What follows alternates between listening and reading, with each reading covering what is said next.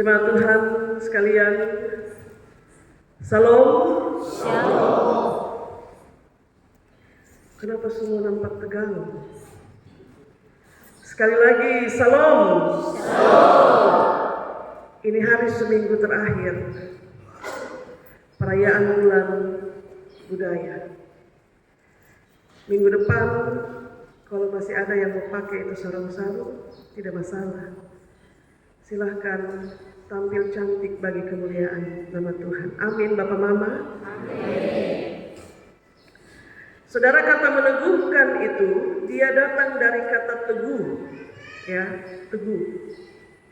Kita sering mendengar kata teguh itu dipadankan dengan kata-kata sepadan. Misalnya, kita dengar orang bilang teguh hati, teguh berdiri, teguh pendirian, teguh prinsip, dan macam-macam kata dipadankan dengan kata teguh yang biasa kita dengar.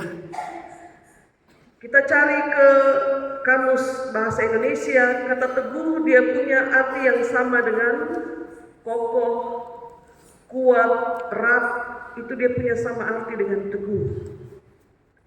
Kalau pagi ini kita merenungkan firman Tuhan dalam bingkai berkat Allah Tritunggal yang meneguhkan, maka secara sederhana kita mau merenung begini, Bapak Mama. Di antara sekian banyak hal yang saya dan Bapak Mama rencanakan dalam kitab hidup, di antara sekian banyak hal yang saya dan Bapak Mama mau kerjakan dalam kitab hidup, di antara hiruk pikuk dunia yang nanti di dalamnya kita akan berjalan di tengah hiruk pikuk itu, kita mesti tahu pertama-tama bahwa perjalanan-perjalanan kita, rencana-rencana kita, semua mimpi-mimpi kita itu tidak bisa terbangun sendiri oleh kekuatan kita sendiri, tanpa terlebih dahulu dinaungi oleh berkat Tuhan, yaitu berkat yang akan memberkati semua kerja kita, yang akan memberkati semua rencana kita, dan semua mimpi-mimpi dan harapan-harapan kita. Itu pertama, Bapak Ibu, yang harus kita tahu, bahwa kita boleh rencana apapun, tapi pertama-tama harus ingat bahwa mesti ada berkat yang menaungi semua mimpi itu.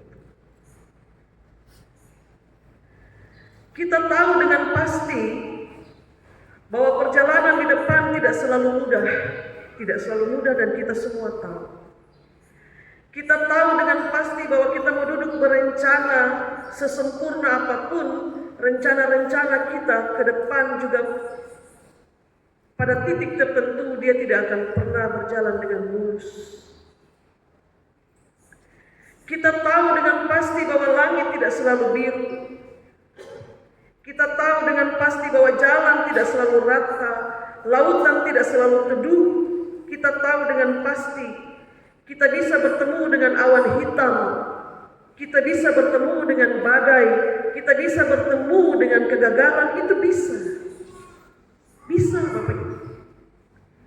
Tapi firman Tuhan pagi ini kasih ingat kita, sebelum perjalanan mau dimulai, sebelum rencana dibuat, sebelum mimpi-mimpi besarmu dibangun, pertama-tama tunduklah engkau di hadirat Tuhan, dan di situ mohonkan berkat Allah Tritunggal untuk meneguhkan engkau di perjalananmu, untuk menguatkan engkau di rencana-rencanamu, dan untuk mengeratkan engkau dengan Tuhan di setiap mimpi.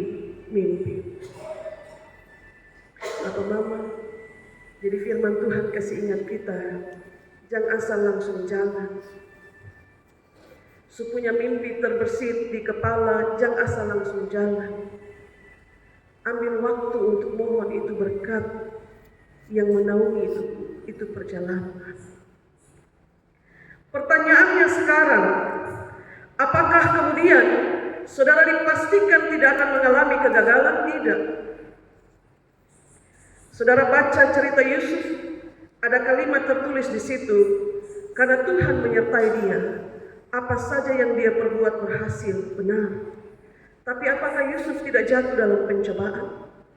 Istri Potifar itu bagian dari pencobaan.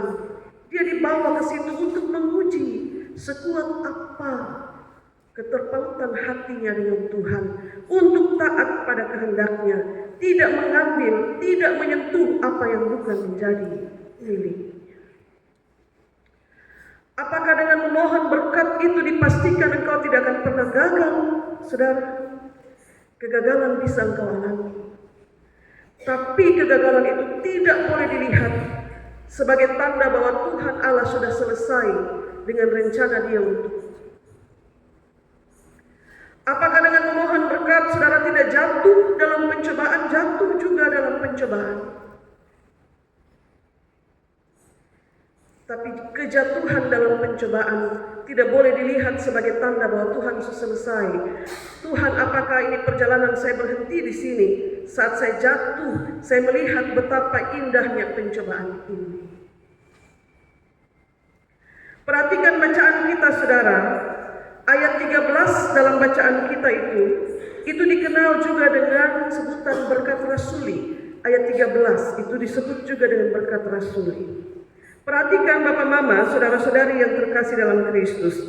Berkat rasuli itu baru diucapkan atau ditulis pada bagian akhir. Sebelum berkat itu diucapkan, apa yang Paulus minta? Bapak Mama, saudara-saudari, mari baca kitab Alkitab. Dia minta supaya jemaat di Korintus bersuka cita. Dia minta supaya mereka mengusahakan diri menjadi sempurna. Dia minta supaya mereka sehati dan sepikir. Dia minta supaya mereka saling bersalam-salam memberi cium kudus satu dengan yang lain, yang datangnya dari hati sebagai orang-orang saudara. Semua permintaan itu dia tutup dengan ucapan berkat. Karena apa, Bapak Mama? Karena di dalam semua kerinduan untuk bisa tetap bersuka cita, untuk bisa mengusahakan diri menjadi sempurna, untuk bisa satu hati, satu pikiran, untuk bisa mengupayakan damai sejahtera. Berkat dari Allah Tritunggal itulah yang akan meneguhkan, menyertai, mengokohkan, menguatkan semua pengharapan-pengharapan itu. Bapak Ibu dan jemaat Tuhan, ibadah-ibadah kita, kebaktian seperti ini, ibadah di rayon-rayon, ibadah di kelompok kategorial, ibadah di kelompok-kelompok fungsional, selalu diakhiri dengan berkat. Kenapa Bapak Mama?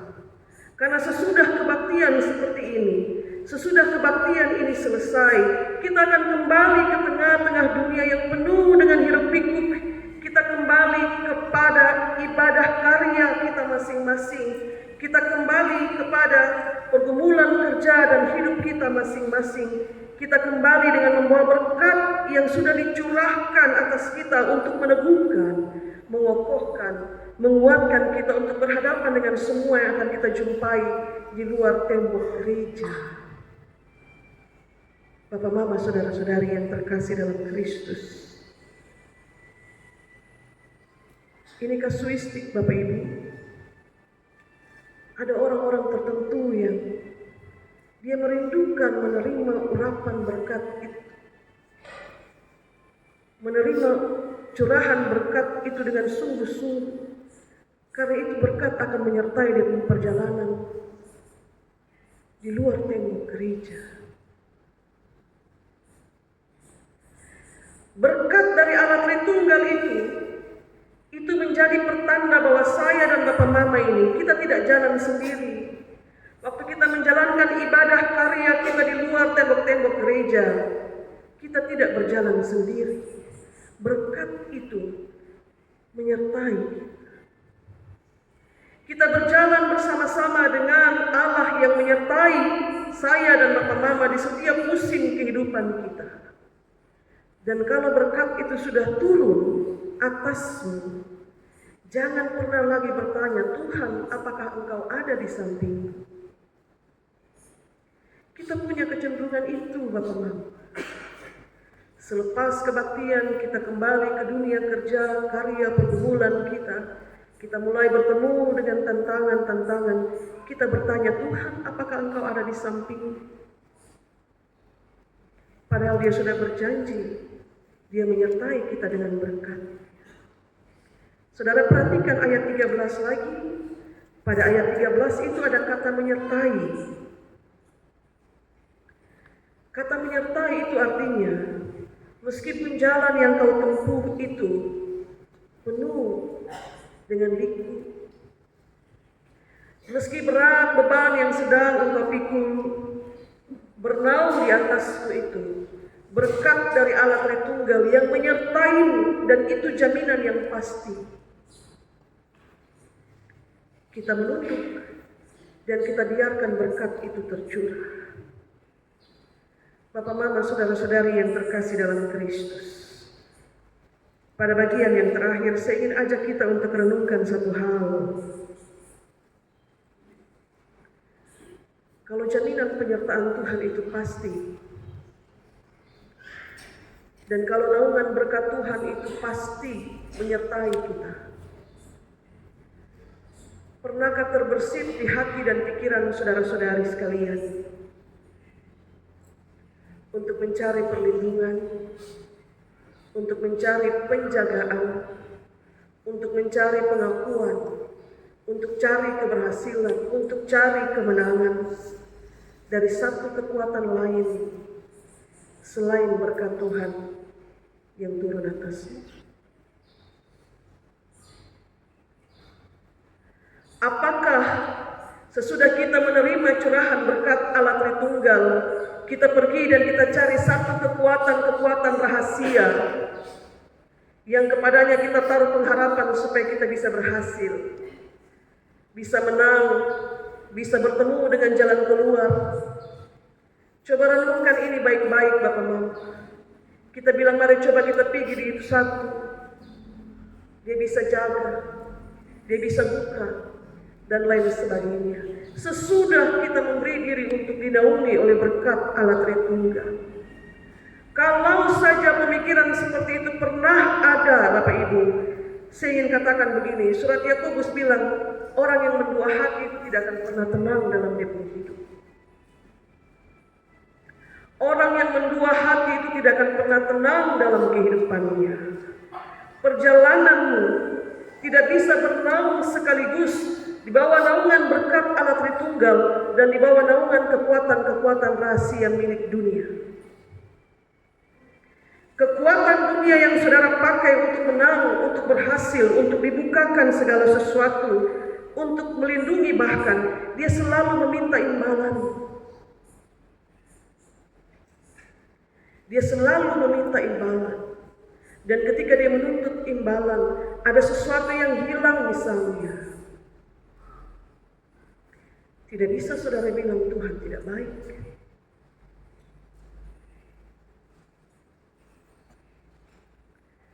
Tuhan, Dia menyertai saya dan saudara tanpa imbalan apapun.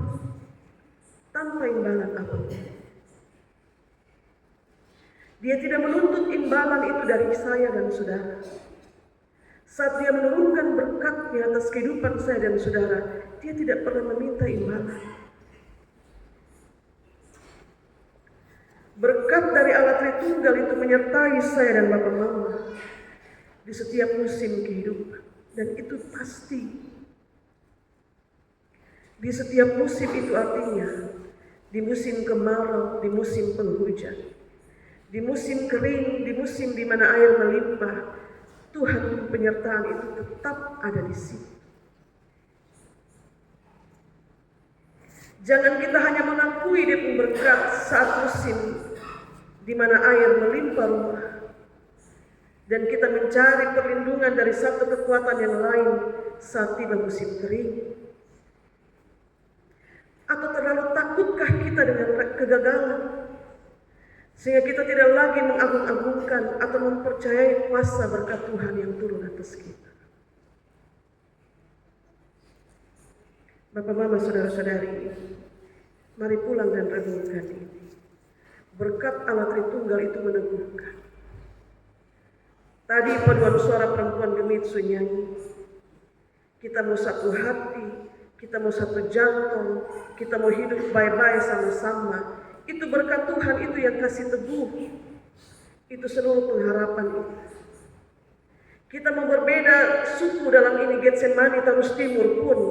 Itu berkat Tuhan, itu yang kasih satu kita.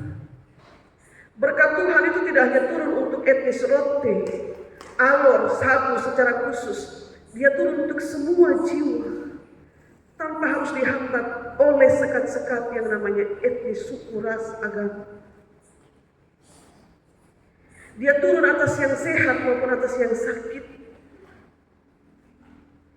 Dia turun atas yang kuat juga atas yang lemah. Dia turun atas yang mereka yang di pembahu sedang ringan, tapi dia juga turun atas mereka yang di pembahu sedang pikul beban berat. Dia turun menaungi Bapak-Bapak. Dia turun atas mereka jiwa-jiwa yang sedang berbahagia, tapi dia juga turun atas jiwa-jiwa yang dia sedang pikul memikirkan bagaimana anak saya.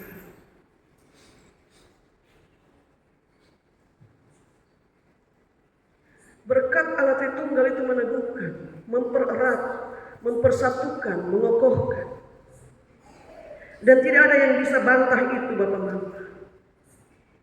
Dan pulang kita renungkan bersama.